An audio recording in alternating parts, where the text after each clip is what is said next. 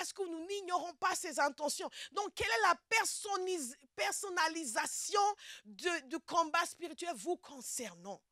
Quelle est sa personnalisation? Quelle forme est-ce qu'elle prend? Ce n'est pas parce que votre sœur n'a pas de problème avec un esprit de vol que vous n'en avez pas.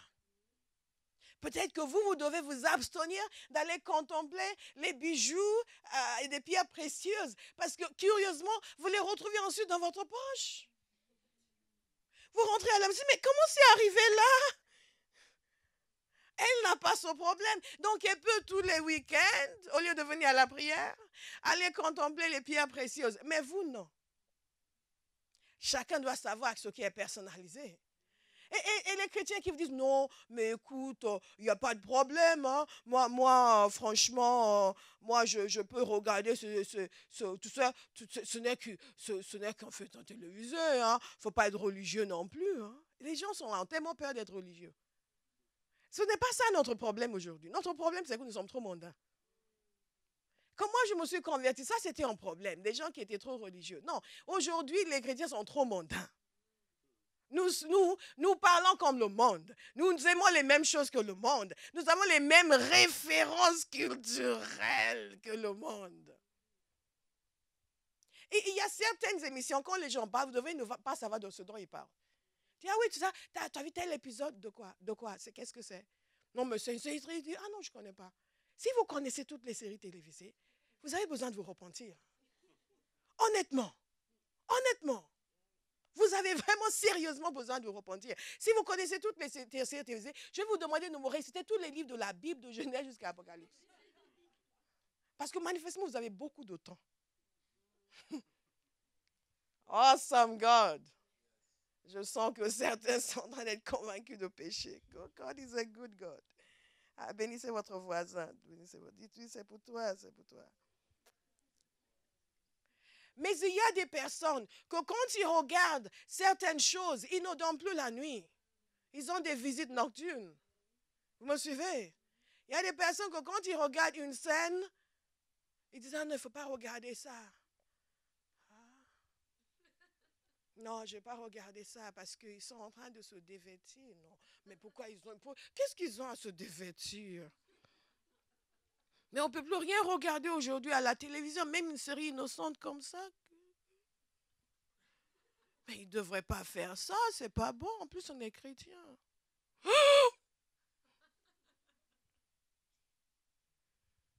Et donc, vous vous demandez pourquoi quand vous marchez dans la rue, vous avez l'impression qu'un garçon est en train de vous embrasser alors que vous marchez, vous ne savez pas que ça existe.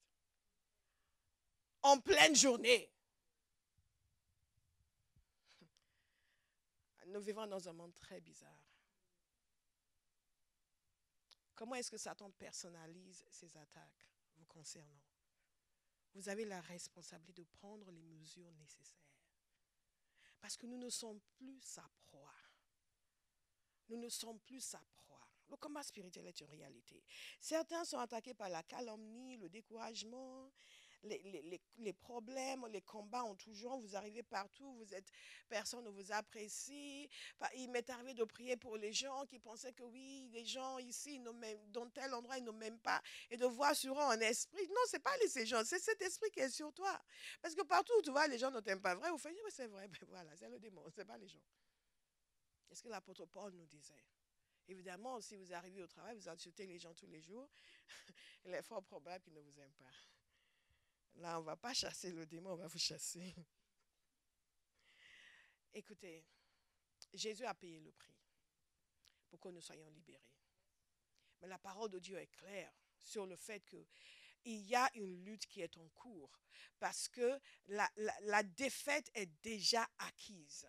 Mais chaque personne doit l'asseoir dans sa vie. Est-ce que vous me suivez? Chaque personne doit l'asseoir dans sa vie. C'est un choix que vous faites. J'ai beaucoup aimé le témoignage de Steph. Elle parlait du fait qu'elle a suivi le programme. C'est le mot que tu as utilisé? Comment est-ce qu'elle a dit? Elle a assisté aux prières. Elle a fait le jeûne. Exactement. Elle a suivi Exactement, les études bibliques. Elle a écouté en boucle l'armée est dangereuse et ainsi de suite. Il y a une dimension où vous devez signifier aux forces des ténèbres que vous avez pris la décision d'être libre. Et ce que vous faites, c'est ce qui leur montre. Et quand ils comprennent que vous avez décidé d'asseoir votre liberté, ils savent qu'ils ne peuvent plus jouer avec vous. Alléluia. La vraie liberté, c'est être libre dans sa vie personnelle et être libre pour servir Dieu.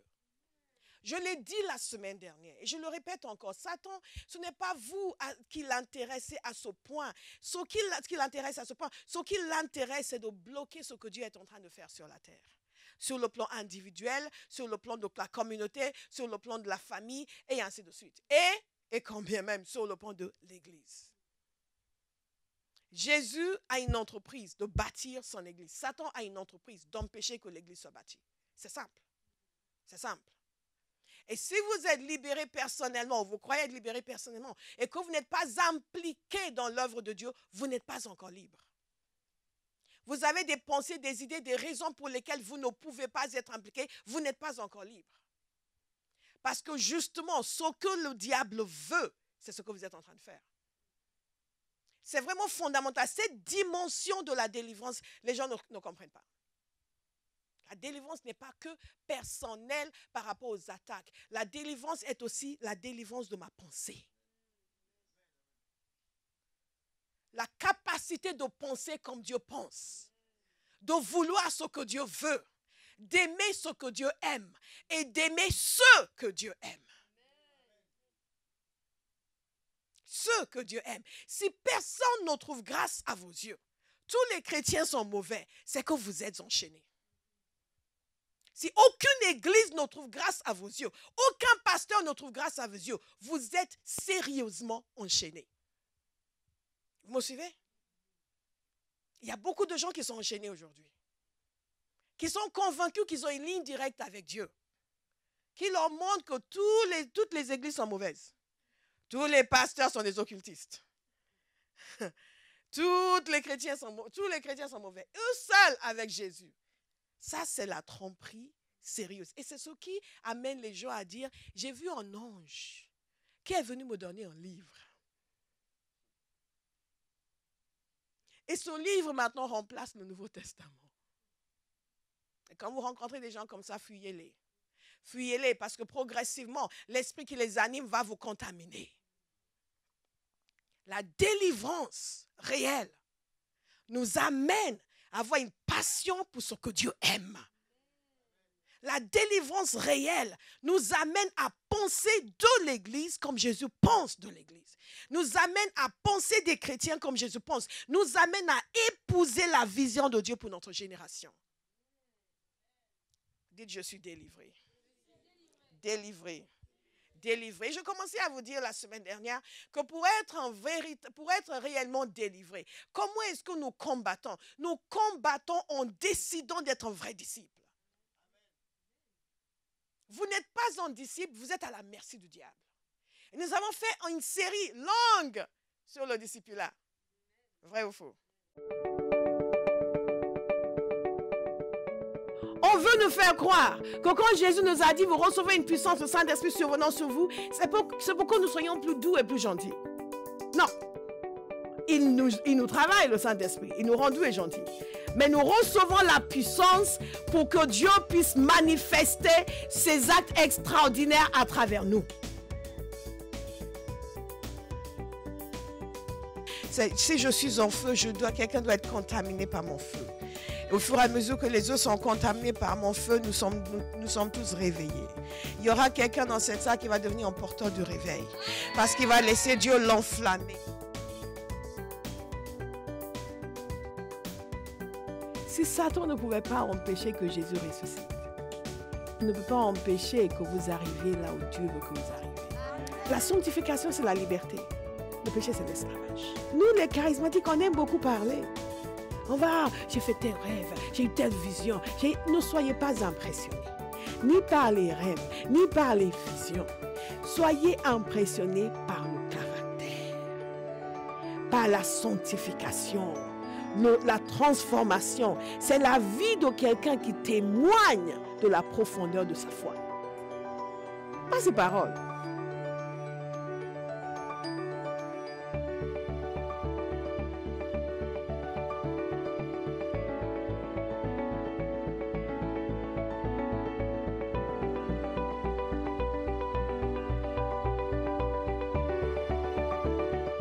Yes, yes, yes, yes, yes. Je vais vous donner 2 ou 3 points sur ce sujet parce que je dois accélérer. Vous savez ce que le diable fait, c'est qu'il nous programme pour vivre dans l'impiété. Vous me suivez? Et ce qu'il fait, c'est qu'il va exacerber la méchanceté humaine. Tous les travers de notre personnalité, il va les accentuer. Vous êtes quelqu'un qui aime la calomnie, il va vous donner matière à calomnie. Si vous êtes quelqu'un qui n'aime pas calomnier, il ne peut pas tout de suite venir faire de vous un calomniateur. Il va commencer en mettant en vous un manque de pardon, en vous poussant en vous encourageant à ne pas pardonner à quelqu'un. Et après, toute une accumulation. Comme par hasard, il y aura des gens différents. Regardez avec ma fille lunettée ici et la non-lunettée. Les gens vont venir l'un après d'autre pour vous exaspérer, vous irriter, vous vexer. Et il sait que vous n'allez pas leur pardonner. Et progressivement, il fait de vous un calomniateur. Et progressivement, un meurtrier. Est-ce que vous me suivez? C'est fondamental de comprendre. Il va exacerber le côté pervers de votre personnalité. La chose qui est négative chez vous, il va vous pousser à y aller encore plus. Et donc, qu'est-ce que nous faisons? Nous choisissons d'être des disciples. Nous choisissons la droiture. Nous choisissons la sainteté. La droiture est une arme puissante contre le diable. Agir contre Satan, ce n'est pas une au nom de Jésus, laisse-moi. C'est quand votre comportement ne lui donne aucun accès à votre vie. Jésus a dit ceci, le prince de ce monde vient, mais il n'a rien en moi. En d'autres termes, il n'y a pas de ténèbres, il n'y a rien de sombre en moi auquel il peut s'accrocher. Il y a toujours quelque chose en nous qui invite le diable. Quelque chose qui peut exacerber, qui peut pousser à l'extrême au point où ça va lui donner le droit de s'établir. Quand on a fait la série sur Victoire et sur les ténèbres, vous vous souvenez de cette histoire de cette femme qui a été délivrée d'un démon d'impureté et une chrétienne, gentille chrétienne, parce qu'elle était allée voir un film pornographique. Et si vous êtes à Abaha, que vous voyez des films pornographiques, que Dieu vous pardonne. Repentez-vous tout de suite.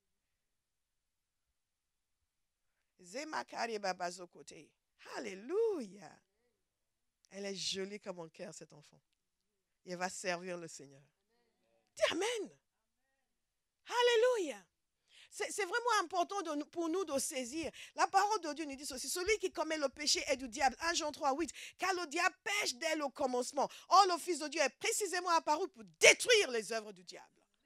Oh, this is good. Jésus n'est pas venu pour négocier avec Satan. Il y a des chrétiens qui négocient avec lui comme c'était pour ça que Jésus était venu. Jésus n'est pas venu négocier avec lui. Jésus n'est pas venu pour dire, ok, si tu me laisses tranquille, je te laisse tranquille. Non. Nous n'allons pas non plus négocier. La sainteté, j'ai mis dans mes notes, nous donne accès à la puissance de Dieu. La sainteté nous donne accès à la puissance de Dieu. Et l'impiété donne accès à la puissance du diable. Pour un véritable disciple, qu'est-ce que nous faisons? Nous décidons de jouer le jeu de Dieu. Nous décidons de suivre ses règles. Trop de chrétiens ne veulent pas obéir à Dieu. Si vous n'obéissez pas à Dieu, vous êtes déjà en train d'obéir au diable. Parfois, les gens vous disent, oui, mais bon, moi, je veux bien être chrétien, mais je ne veux pas qu'on me donne des règles. Je dis, mais tout le monde te donne des règles. L'État te donne des règles. On te dit où tu peux habiter, où tu ne peux pas habiter. On te dit où tu peux construire ta maison, où tu ne peux pas construire ta maison. Et même quand on te dit tu peux construire ta maison ici, il faut qu'ils approuvent tes plans. Tu ne peux pas juste construire ce que tu veux. Tu vas devoir les soumettre aux autorités qui vont vérifier, qui vont dire non, on ne veut pas ça, il faut changer ça, ça. Et on se soumet. On se soumet. Mais il y a un démon de rébellion qui vient dire aux chrétiens qu'il ne faut pas qu'ils se soumettent aux lois de Dieu. Tout le monde vous dit quoi faire. Vous allez au travail, votre patron vous dit quoi faire. Ils vous disent même où vous avez le droit de vous asseoir et vous ne pouvez pas vous asseoir. Ils vous disent à quelle heure arriver et à quelle heure partir. Et vous obéissez. Vrai ou faux? Nous allons obéir au Seigneur. Nous allons obéir au Seigneur. Dieu a des lois et nous allons les respecter. Et le respect de ces lois, c'est fermer la porte au diable. J'ai beaucoup aimé dans son témoignage. Il y avait la partie où elle n'a pas respecté ses lois. Elle était venue, sa délivrance a commencé, après elle est repartie, vivre sa vie, après elle est revenue. Et là, et le changement a été radical. Radical. Vous ne serez plus jamais opprimé par le diable. Au nom de Jésus. Dieu a des lois. Et quand nous respectons ces lois, nous respectons ces principes, nous sommes en train de livrer le combat spirituel. Je ne peux pas être là à vivre à l'encontre de ce que Dieu veut et penser que Satan va m'obéir. Il ne va pas faire ce que je dis. Il sait que j'ai l'autorité. Mais il sait aussi que mon style de vie n'honore pas Dieu. Et donc, ça lui donne accès. Nous allons fermer toutes ces portes. Au nom de Jésus. Et parfois, parce qu'à chaque fois quand nous pensons au péché, nous pensons aux choses qui ne sont pas bonnes, nous pensons toujours, ah oui, la débauche, ouais, ils sont terribles ces gens-là. Moi, depuis que je suis au Seigneur, pur comme la neige. Mais je suis radin. Et Jésus a dit, donnez. Mais je ne donne jamais. Je vole le Seigneur. Je reçois et je ne donne rien. Et Jésus a dit, donnez. Et il vous sera donné. Seigneur, pourquoi je ne vois pas? Il faut que tu me... Non. Il y a des principes dans le royaume de Dieu. Et quand Satan vient voir que je ne donne pas, il estime que je lui donne accès pour opprimer ma vie financière. Simple. Principe. Le respect des principes de Dieu, c'est le combat contre les forces des ténèbres. Est-ce que vous me suivez? L'amour. L'amour. Ce que nous semons, c'est ce que nous moissonnons. Que ce soit l'argent, que ce soit l'amour, que ce soit le pardon, ce que nous semons, c'est ce que nous moissonnons. Si je passe ma vie à semer des mauvaises semences dans mes relations, comme par hasard, je vais moissonner la haine. Comme par hasard, les esprits de conflit ne quitteront pas ma vie. Mais je ne comprends pas pourquoi tout le monde est contre moi. Mais première question, pourquoi toi tu es contre tout le monde? Nous choisissons de vivre comme des disciples. C'est pour cela que dans Romains 1 au verset 26, la parole de Dieu nous dit ceci. C'est pourquoi vous débarrassons du mensonge. Dites chacun la vérité à votre prochain. Car nous sommes membres les uns des autres. Si vous vous mettez en colère, ne péchez pas. Que le soleil ne se couche pas sur votre colère. Et ne laissez aucune place au diable. Le combat spirituel, c'est ce que nous savons. La compréhension, la révélation. Mais c'est aussi notre comportement, notre caractère, la manière de fonctionner. Quand des pensées méchantes me viennent, est-ce que je les honore? Je leur fais la place. Je leur fais une place sur le canapé à côté de moi. Et nous passons la soirée ensemble. À maugréer sur tout le monde, à méditer des choses désagréables sur les uns et les autres. Je commence avec Annabelle. Mais c'est quand la dernière fois qu'on l'a vue celle-là? Je vais appeler Béatrice. Je vais lui dire ça et tout ça dans la tête. Et à l'extérieur, mais tout cela se passe dans la tête. Et en plus, à chaque fois que pasteur prêche, elle est toujours en train de taper Vincent pour lui dire onction de ceci. Quand même, il n'y a pas que lui dans l'église.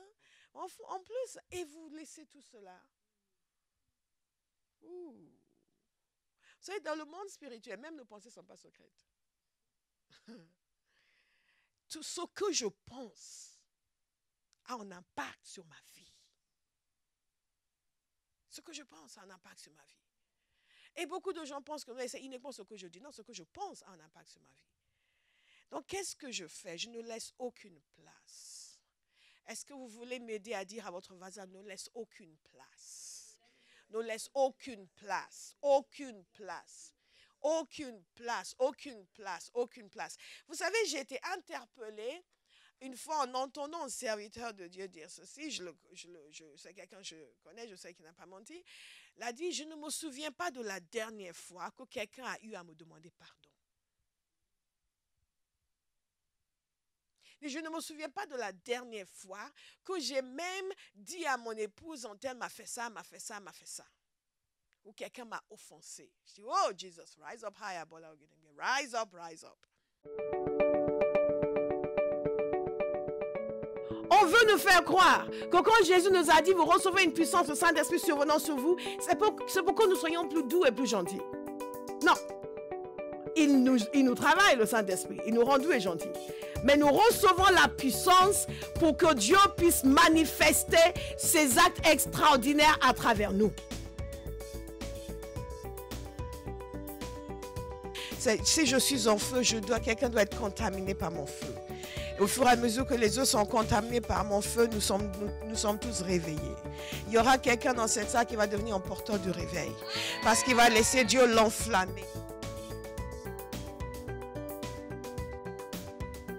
Si Satan ne pouvait pas empêcher que Jésus ressuscite, il ne peut pas empêcher que vous arriviez là où Dieu veut que vous arriviez. La sanctification, c'est la liberté. Le péché, c'est l'esclavage. Nous, les charismatiques, on aime beaucoup parler. On va, j'ai fait tel rêve, j'ai eu telle vision. Ne soyez pas impressionnés, ni par les rêves, ni par les visions. Soyez impressionnés par le caractère, par la sanctification, la transformation. C'est la vie de quelqu'un qui témoigne de la profondeur de sa foi. Pas ses paroles.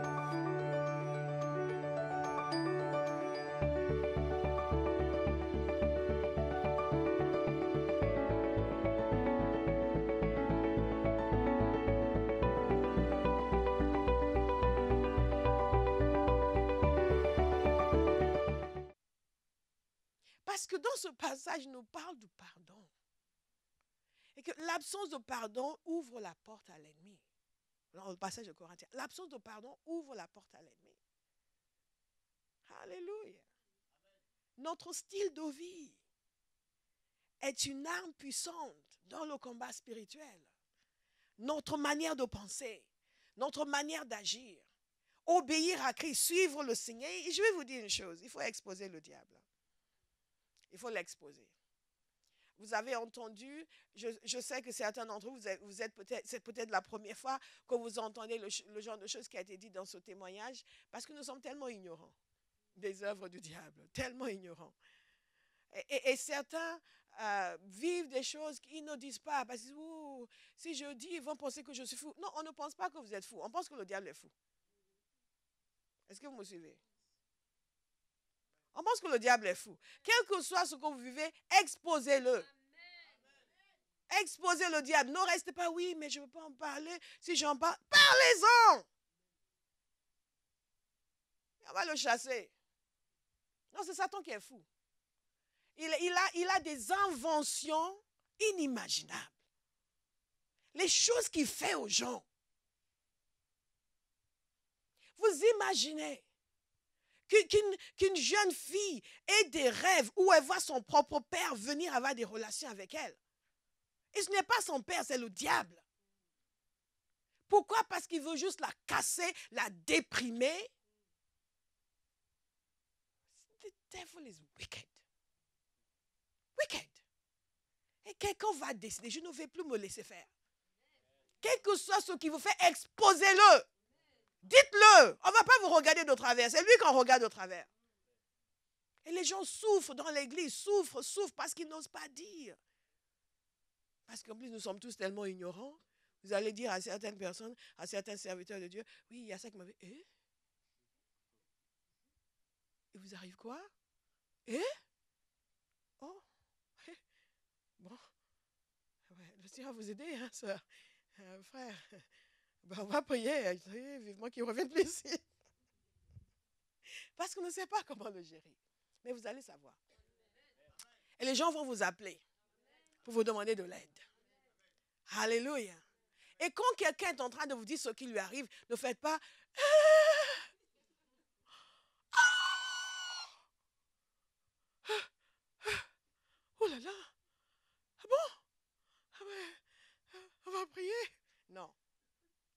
Même si vous n'avez jamais entendu ça de votre vie, faites comme si on a l'habitude. Et on sait gérer ça. Parce que sinon, la personne va se fermer. Vous dites, oh là là, ils ne vont pas pouvoir m'aider.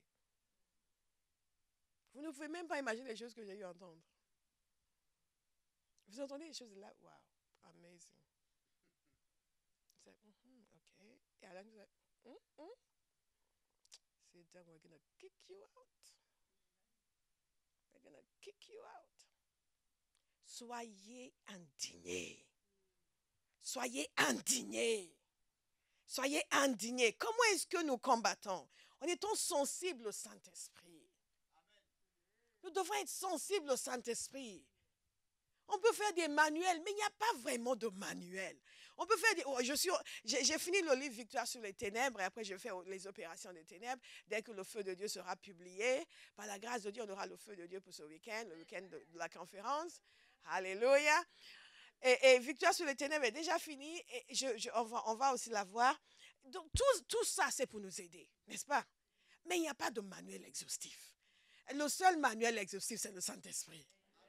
Il a vu des choses que nous n'avons jamais vues. Que nous n'avons jamais vues. Il y a certains témoins qui disent, wow, ça existe. Ça existe. Satan est très inventif. Et il a des agents qui sont très occupés pendant que les chrétiens dorment. Les gens qui en veulent à votre vie ne dorment pas. Et donc, c'est important de savoir que c'est le Saint-Esprit qui va nous dire quoi faire. Vous êtes face à quelqu'un, vous voulez prier pour quelqu'un, c'est lui qui va vous dire ce qu'il y a. Certains d'entre vous, pendant la prière, j'ai eu à vous dire ce que vous avez, vrai ou faux? Mais je ne savais rien, c'était le Saint-Esprit. Et même certaines choses, les gens ne se souviennent pas. Ou parfois, les gens sont de mauvaise foi. J'ai déjà fait des délivrances où les gens étaient de mauvaise foi. Le Seigneur a dit, il y a ça, c'est il y a ça. Non. Bon, ok, il faut réfléchir, je vais revenir. Après, quand je reviens, pasteur, oui, j'ai fait ça. Ok, on va. Il n'y a pas de condamnation. On veut juste enlever la racine de la chose. Est-ce que vous me suivez? Et après, le Seigneur dit, il y a ça, il y a ça. Ok, réfléchis. On va revenir. Pasteur, yes. Oui, j'ai fait ça. Okay.